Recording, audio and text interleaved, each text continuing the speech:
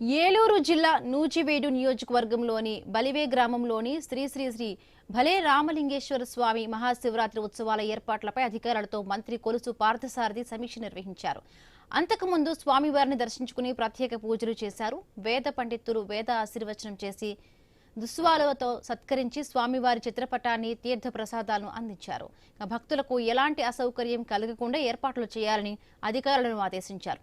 పుష్కర ఘాట్ల వద్ద అధికారులు నిరంతరం పర్యవేక్షించాలని సూచించారు. ఇక మరొక వైపు భారీ బందోబస్తును ఏర్పాటు చేశామని జిల్లా కలెక్టర్ వెట్రిసెల్వి తెలిపారు.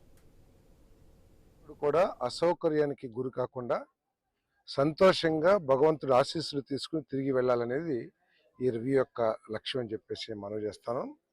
మరి వారికి ఎటువంటి ఏర్పాట్లు కావాలి, మరి తమిళేరులో నీళ్ళని పైనుంచి రిలీజ్ చేసి ఆ వాటర్ ఫ్లో అవుతూ ఉంటే కొంచెం బాగుంటుందనే ఉద్దేశంతో, అదేవిధంగా వారి స్నానాల కోసం ఎటువంటి ఏర్పాట్లు ఉన్నాయి, ప్రత్యేకంగా టాయిలెట్స్ కూడా ఈ సంవత్సరం నిర్మించడం జరిగింది.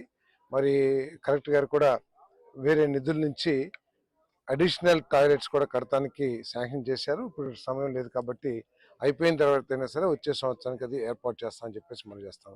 భక్తులు కూడా తోపులాట లేకోకుండా ఎంతమంది అయితే, ఎందుకంటే చిన్నగా ఉంది ఆ టెంపుల్, ఎంతమందికి సౌకర్యంగా దర్శనం చేసుకోగలిగితే అంతమంది చేసుకుంటారు. ఒకటి పట్టిసీమాల, ఇంకా ఒకటి బలివే. ఇది చాలా ఫేమస్ గా ఆల్మోస్ట్ 3 lakhs పాపులేషన్ వస్తారు దర్శనం కని చెప్పేసి మేము ఎక్స్పెక్ట్ చేస్తున్నాము.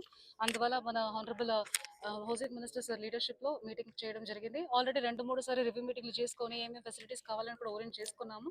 గతంలో కూడా చాలా బాగా జరిగినాయి. లాస్ట్ ఇయర్ కూడా మనకి ఘాట్ డెవలప్మెంట్ చేశారు కాబట్టి, సో ఇప్పుడు మనకు మేజర్ గా వాట్ ఆర్ ద ఫెసిలిటీస్ ని చూసుకుంటే వాళ్ళకి టాయిలెట్స్ కావాలి, లైటింగ్ ఫెసిలిటీ కావాలి, రోడ్ ఫెసిలిటీ కావాలి, అవన్నీ కూడా ఏర్పాటు చేసుకున్నాము.